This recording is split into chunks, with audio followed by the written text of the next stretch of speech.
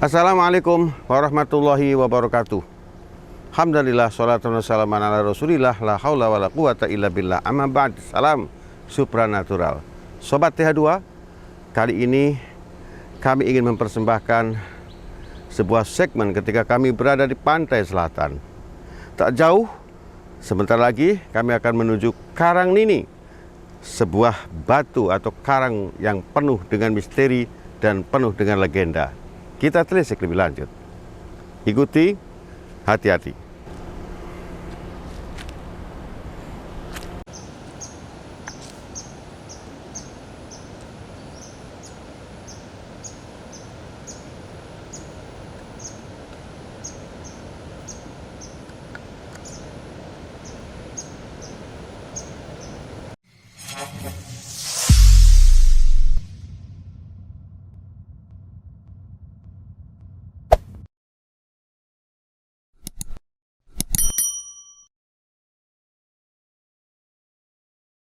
Sobat TH2, negeri yang beratapkan khatulistiwa dengan pesona alamnya yang indah adalah Nusantara.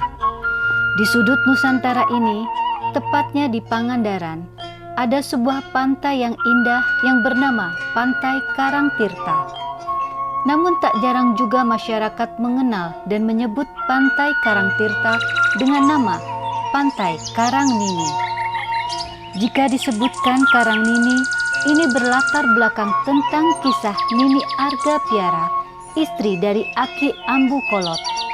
Sepasang suami istri yang hidup rukun, damai, dan saling memberi kasih sayang tinggal di sudut pantai ini. Menurut narasumber kami, bahwa mereka hidup pada masa kerajaan Galuh Pananjung berkuasa. Kerajaan Galuh Pananjung berpusat di Pangandaran, yang sisa peninggalannya ditengarai adanya batu kalde yang merupakan sisa reruntuhan dari istana kerajaan Galuh Pananjung. Pada masa itu juga masih ada kerajaan-kerajaan lain yang berada di Tatar Parahyangan. Sepasang suami istri yang mendiami Pantai Karangtirta itu bukan hanya sekedar masyarakat nelayan, tetapi juga dikenal merupakan tokoh yang memiliki kemampuan adikodrati dalam bentuk kanuragan batin dengan energi supranatural yang cukup tinggi.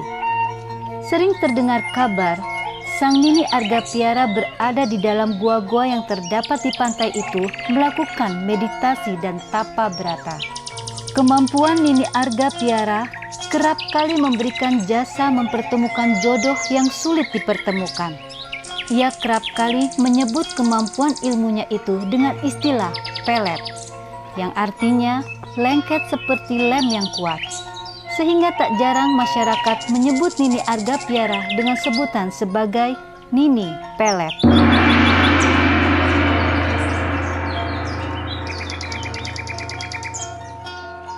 Keterangan ini memang jarang dikisahkan orang, tetapi fakta ini kami temukan sebagaimana adanya batu yoni di situs batu kalde yang tak berpasangan dengan batu lingga. Yang kemestiannya, jika ada batu yoni, harusnya ada batu lingga, di mana batu tersebut adalah merupakan lambang tentang laki-laki dan wanita. Jadi ada semacam kegalauan tak mudahnya mempertemukan jodoh di antara laki-laki dan perempuan pada masa itu di kerajaan tersebut. Keprihatinan kondisi ini akhirnya mendorong seorang Nini Argapiara melakukan upaya tapa brata, meminta kepada Yang Maha Kuasa agar diberi kekuatan dalam memperjodohkan pasangan hidup. Konon bahwa penguasa pantai selatan pun memberikan restu, sehingga kekuatan ilmu pelet Nini Argapiara menjadi dahsyat. Sesulit apapun laki-laki yang menginginkan wanita idamannya akan tercapai, demikian pun sebaliknya. Kepiawaian ilmu pelet Nini Argapiara bukan hanya untuk masyarakat di kerajaan Galuh Pananjung, tetapi meluas hingga mancanegara ke seantero wilayah kerajaan-kerajaan lain di Tatar Parahyangan. Dan Nini Argapiara akhirnya lebih dikenal dengan sebutan sebagai Nini Pelet. Dikisahkan kemudian pada akhir masa hayat Sang Nini Pelet di Pantai Karangtirta tersebut adalah ketika pada sebuah hari suaminya yang bernama Aki Ambu Kolot pergi melaut dan tak kunjung pulang.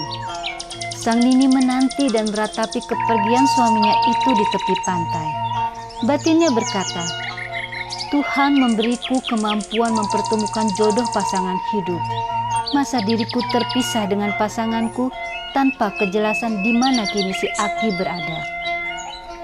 Sang Nini terus berdoa di tepi pantai sampai ia melihat sebuah karang yang mengambang di depan matanya yang menyerupai seseorang duduk di atas perahu. Dari keyakinannya dan petunjuk gaib yang ia terima bahwa sang Aki telah meninggal dunia di tengah lautan dan jenazahnya telah menjadi karang kambang tersebut.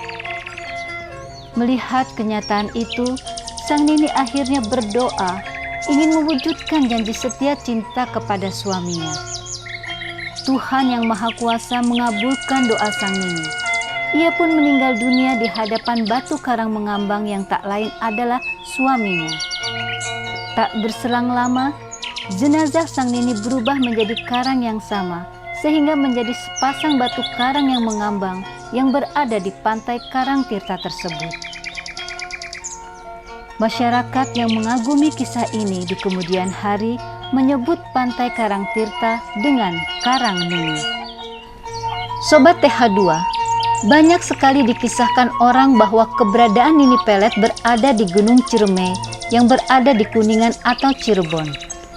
Padahal bahwa kisah tersebut hanya berasal dari sebuah sandiwara radio yang mengudara sekitar tahun 1980-an. Padahal dengan jelas dan tegas, dalam pembacaan skenario sandiwara radio tersebut mengatakan semua itu hanya kisah fiktif. Jika ceritanya saja fiktif, lalu dari mana fakta dasarnya yang mengkaitkan Nini Pelet dengan seorang tokoh yang bernama Ki Manguntapa? Di mana di situ dikisahkan bahwa Nini Pelet mencuri dan mempelajari sebuah kitab yang menulis tentang ajian jaran goyang milik Ki Manguntapa. Keberadaan Ki Manguntapa memang ada yang makamnya berada di desa Mangunjaya Indramayu. Izinkan kami meluruskan bahwa Ki Manguntapa atau Ki Buyut Manguntapa memiliki ajian jaran guyang, di mana arti guyang adalah kuda yang sedang dimandikan. Jadi bukan jaran goyang. Kesimpulan narasi kami, Nini Pelet tidak pernah bersinggungan dengan Ki Buyut Manguntapa. Dapat dibayangkan bahwa masa hidup Nini Pelet adalah pada masa kerajaan Galuh Pananjung yang menurut situs Batu Kalde berada pada abad 8 atau 9 Masehi.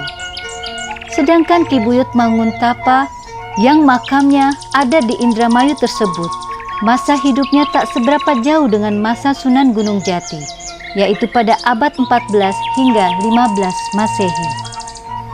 Demikianlah penuturan narasi kami. Semoga menjadi bahan pertimbangan dalam meluruskan kisah-kisah budaya dan kearifan lokal Nusantara kepada para cerdik pandai, budayawan, dan sejarawan. Kami mohon koreksi lebih lanjut. Oke, Sobat TH2, salah satu dari pesona Karang Nini ini, seperti saya katakan di awal, memang penuh mistik dan penuh misteri yang melatar belakangi kisah-kisah tentang Ratu Pantai Selatan. Kita saat ini berada di Pantai Selatan. Saya akan tunjukkan sesuatu. Ikuti saya.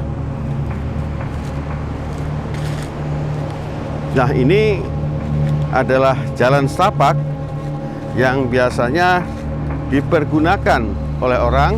Ini adalah merupakan jalan setapak biasanya digunakan oleh para peziarah ya, secara sembunyi-sembunyi. Seperti Anda lihat di samping kanan saya ini ada sebuah gubuk, di mana gubuk yang kecil menyendiri ini juga merupakan orang apabila memerlukan untuk melakukan sebuah ritual dalam menjumpai Ratu Pantai Selatan. Entah benar atau tidak, tapi fenomenanya seperti ini terjadi. Sobat TH2, rekan kameramen, coba shot ya situasi di bawah sini dengan latar belakang birunya Laut Selatan.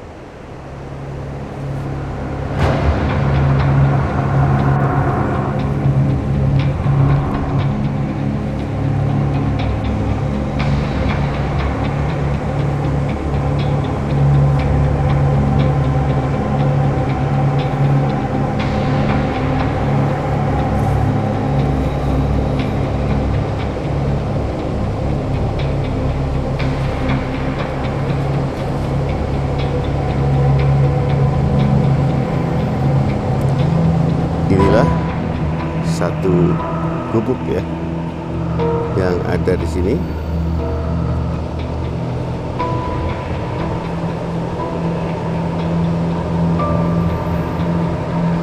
Dan di belakang sana menjauh birunya pantai selatan. Hati-hati. Sobat DH2, saya mencoba di bagian lain. Di sini ya, saya sudah merasakan bahwa aura mistis karang ini sangat bisa dirasakan dari tempat ini. Wajar kalau banyak para peziarah juga ya yang ke Karang Masikit dan ke beberapa gua. Ada 5 gua. Sayang siang ini kami tidak mungkin untuk mencapai gua-gua itu karena kondisi air sedang begitu pasang sehingga kami tidak bisa ke sana. Kami akan mencoba mensiasatinya bagaimana mendeteksi dari atas sini. Saya coba ke sini ya. Saya coba ke sini.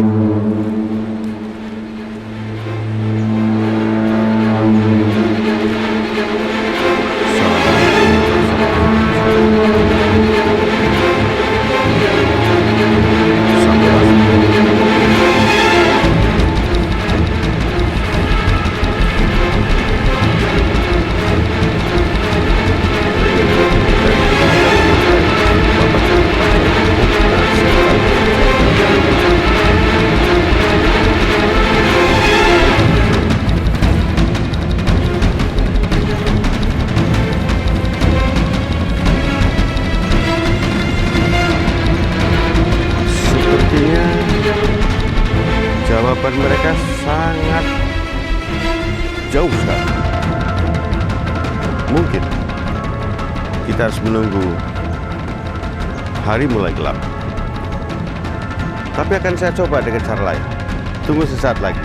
Hati-hati. Baik Sobat DH2, saya kembali mencoba. Penasaran saya ingin mendeteksi suasana di sini. Oh, ada sinyal ke kelapa ini. Nah, Sobat DH2, wow, ada yang jatuh. Jatuhan kelapa ini tidak semuanya kering ya, ada yang hijau. Mana tahu rezeki ini? Saya ambil ya. Oh, thank you. Kelapa hijau.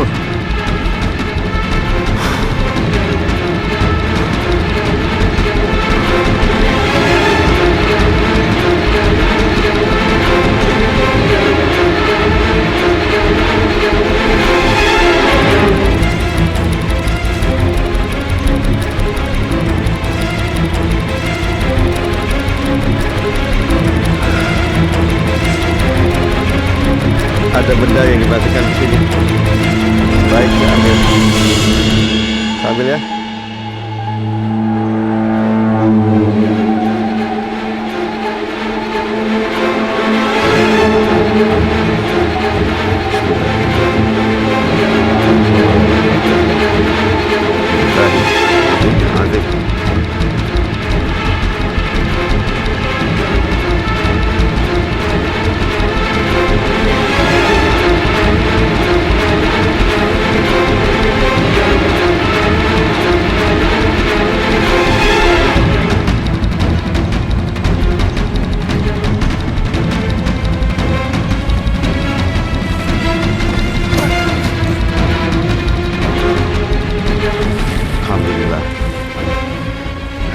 Mustika kelapa sih sepertinya, tapi keren lah. Hijau ya. Oke, percaya ya bahwa inilah yang kami terima, sebuah cindera mata barangkali. Matur sembah nuwun, hatur nuhun atas hadiah yang diberikan berupa souvenir ini.